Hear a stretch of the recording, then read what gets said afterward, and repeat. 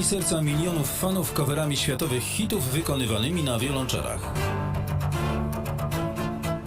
Chorwacki duet stworzony przez Stjepana i Lukę ma na koncie występy na całym świecie i wspólną trasę koncertową z Eltonem Johnem. Two Cellos wydali swój 6. i zarazem ostatni wspólny album. W przyszłym roku ruszają w pożegnalną trasę koncertową.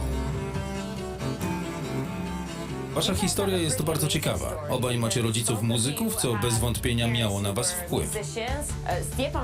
Stjepan podobno był tak bardzo wkręcony w ten świat, że rodzice konsultowali się ze specjalistą, by sprawdzić, czy nic mu nie dolega. Czy z tobą było podobnie? Obaj byliśmy wychowywani w hardkorowym, klasycznym duchu, takie muzyczne pranie mózgu.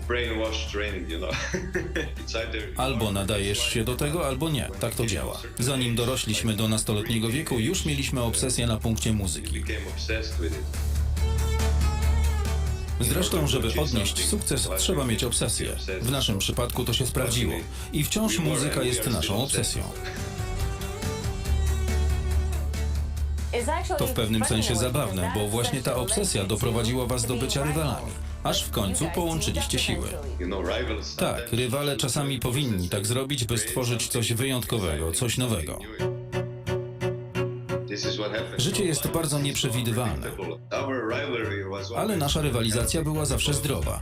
Ceniliśmy wzajemnie nasz talent. To nas popychało naprzód i motywowało w osobistym rozwoju jako muzyków. Inspirowaliśmy się wzajemnie. A jak wasza prywatna relacja się zmieniała przez te lata? Jesteśmy bardzo różni. Życie codzienne każdego z nas jest inne. Mamy zupełnie inne oczekiwania co do tego, jak chcemy, by nasze życie wyglądało. Zarówno prywatnie, jak i zawodowo, muzycznie.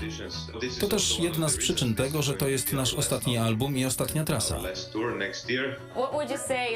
Co twoim zdaniem najbardziej was łączy, a co jest największą przeszkodą w waszej relacji? To, co nas łączy, mimo bycia kompletnie różnymi ludźmi, to podobne odczuwanie muzyki.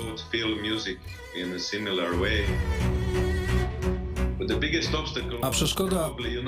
Wiesz, ja mam inne oczekiwania. Dla mnie liczą się nie tylko sława, chwała i muzyka. Chcę mieć taki balans w życiu, a to czasami stoi w kontrze do tego, jakie życie chce prowadzić Stjepan. Masz 3 dzieci, bardzo małych. Widzisz w nich już talent muzyczny? Próbujesz udzielać im lekcji?